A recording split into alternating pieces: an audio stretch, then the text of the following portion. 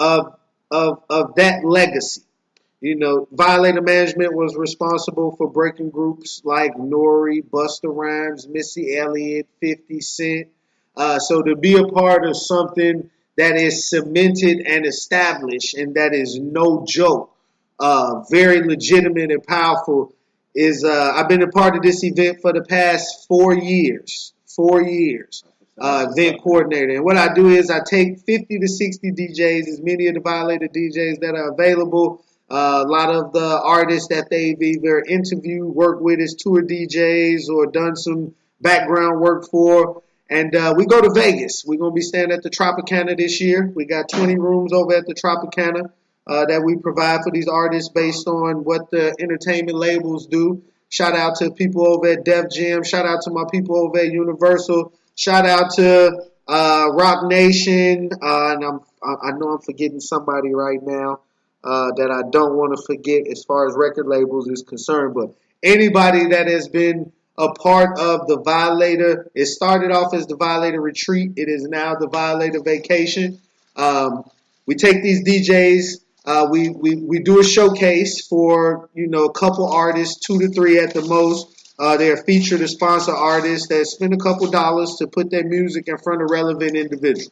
All of my DJs are working. These are working DJs all across the nation in every major market that your music should be in. Why spend $20,000 to $30,000 when you don't have to? It's all about who you know and how you make what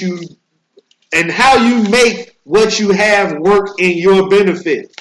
I put these DJs together. We all come together. That way, after the retreat, they do a marketing run and a radio campaign. There's no such thing as payola anymore. Don't nobody pay for radio spots no more. Nobody do that shit. So what you do is you get attached with somebody like myself that's an event coordinator that's attached to all these fucking DJs, tour DJs, resident DJs, online disc jockeys, radio programmers. They are everywhere, and I'm talking about working. And they can put your music where it needs to be. That's all I'm going to say. That's all I'm going to fucking say. August 19th to August 22nd, we will be at the Tropicana in Las Vegas. We got a couple vans. We're going to be moving around down there. Shout out to SIR Studios. We tried to work something out. We were going to be on the bigger stage. But we're going to be somewhere else. So shout out to y'all. We also do a meet and greet, autograph signing, and a little promotional run. Shout out to the people at 12 a.m. Run. That is Nas's store. That is Nas's clothing and shoe store in Las Vegas. We will be doing a promotional run over there. And there's a couple other venues and events that will be taking place. Now, if you want to know all the details, hit your boy up, 602-708-6414. That is the personal line, 602-708-6414. There is still room for one artist, but don't come to me with that bullshit. I don't want to hear that bullshit. It is $1,500 to be a part of this event. I don't want to hear that bullshit. You spend $1,500 on your Gucci belt. You spend $1,500 on your fucking shoes. You spend $1,500 on some whack-ass music that I heard you put out that ain't even fucking worth it. And you won't spend the $1,500 to promote yourself the right way. So please do not come to me with that bullshit about, you charge you for this. You goddamn right. Because the people that we have involved, the connects that we have involved in this shit ain't free. This shit ain't free. This is not one of these pay-for-play events where you just gonna perform with an artist and then that's it. Hopefully somebody recognize your ass. No, you get to rub elbows with gatekeepers. You get to rub elbows with tastemakers in this fucking industry. People that can actually do something. And this is your chance not to get middleman. I'm putting you in the room with these motherfuckers. You get to talk to them. They Instagrams and Snapchats and all that shit. We sit up in actual DJ room having conferences till like 3, 4 o'clock in the morning. So come get some game. This some real shit. You know what I'm saying? Real shit. So I had to just drop that plug real quick. It's the Outspoken Show. We stay outspoken. And today I'm with HippyLyfe. I'm with fucking HippyLyfe. Yeah. We baked out. We hot. We've been hearing some good music. We've learned about that Hoop for Hopes event. We learned that they do their recording on Sundays. They release their podcast on Tuesdays. You have to get tuned in. You have to be tuned in to the HippyLyfe podcast.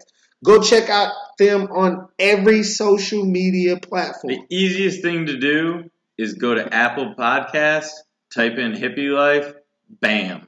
Subscribe. It's on your phone every week. Bam. Easy. It's that easy. It's that fucking easy. Thanks to technology and if you don't have Apple, you can find it on Spotify. You can find it on, I think it's on Google Play. We got YouTube. SoundCloud. I don't think we put on SoundCloud anymore. We don't push out iHeartRadio. iHeartRadio. Artists, get your stuff together. Go check them out. Get logged in. Send them an email to find out how you can be on the show. Yeah. No, the sign-up sheet's on our Facebook app. It's right on their Facebook app. Yep.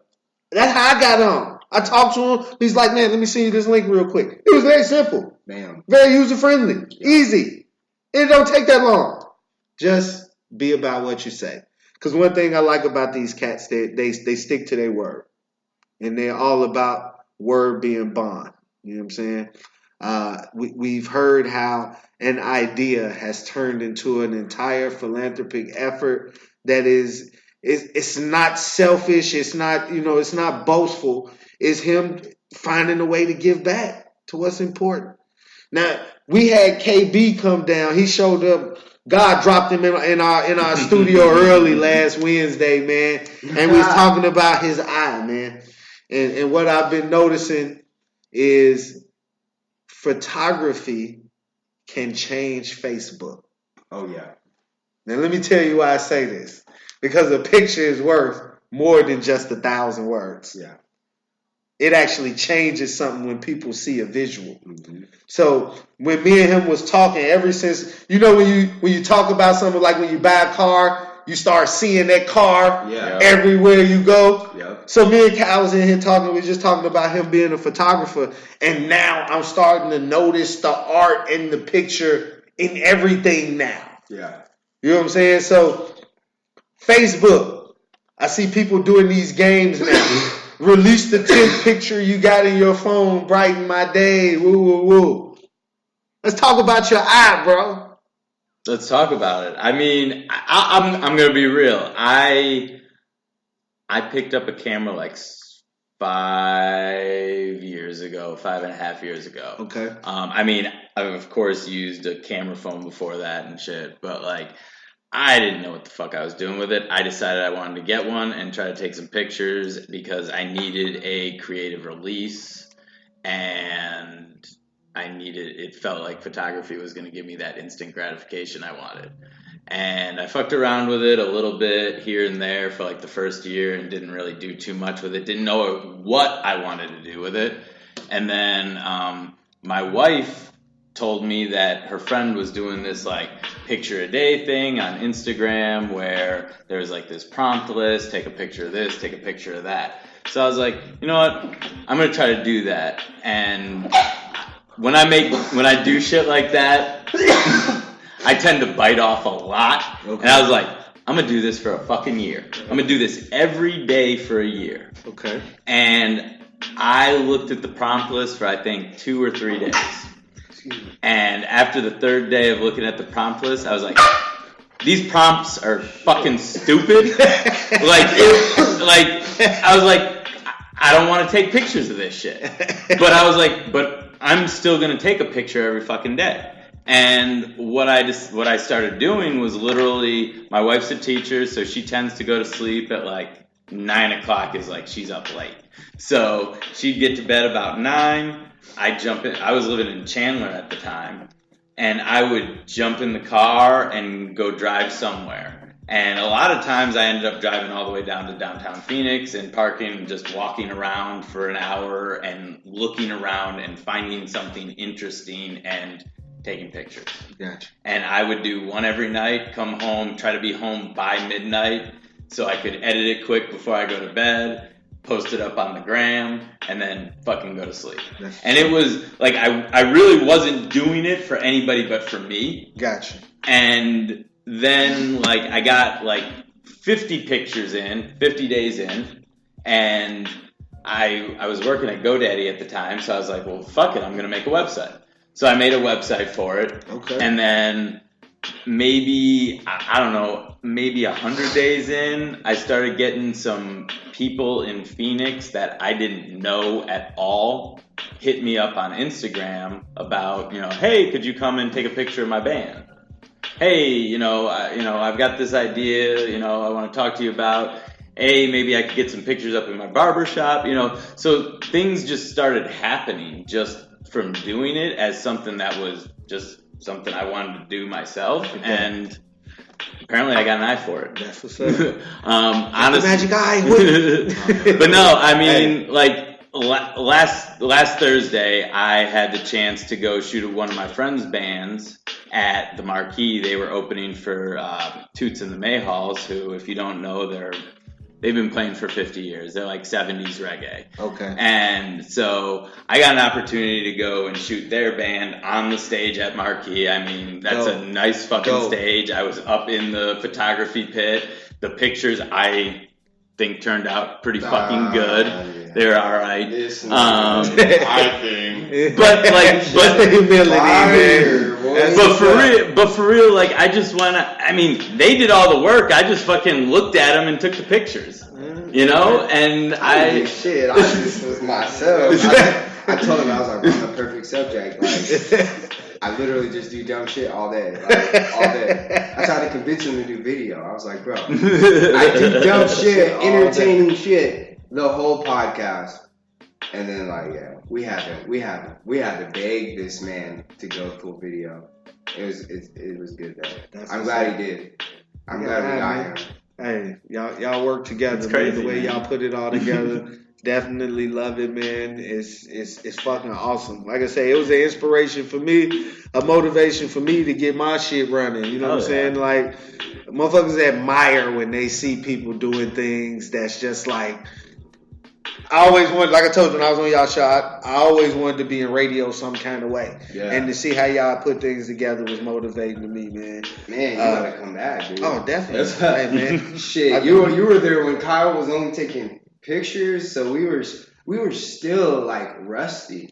We hadn't even really found we had an idea, but we didn't really know we've really come up with a show now. Yeah, I didn't even tell you I made a soundboard.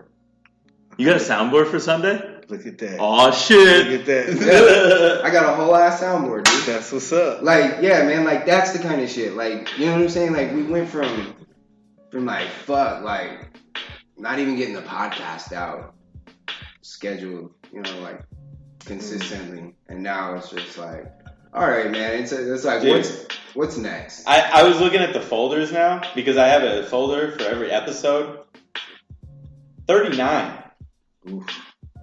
And I missed the first 8, but that means I've been around for 31 episodes. Longevity, baby. Yeah. Longevity. Yeah, because we only did fucking... Speaking of longevity... Because the first one that I did with Miss V was number 9. I'm going to drop this track right here featuring my man Joe Bills. Y'all know what I'm saying? Y'all know how I get down. Got to keep the local shit popping. Joseph Bills was on the show. Overlay.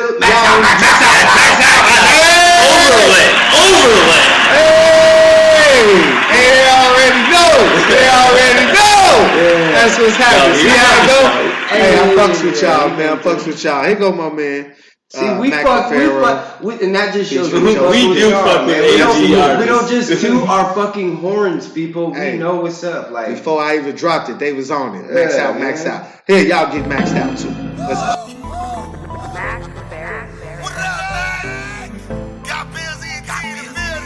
It's your boy Joseph Bills here now. We gonna get down maxed out.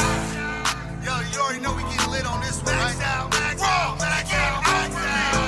Anything I do is gonna be overly. If you got me in the room, you better know who's inside, man. We go.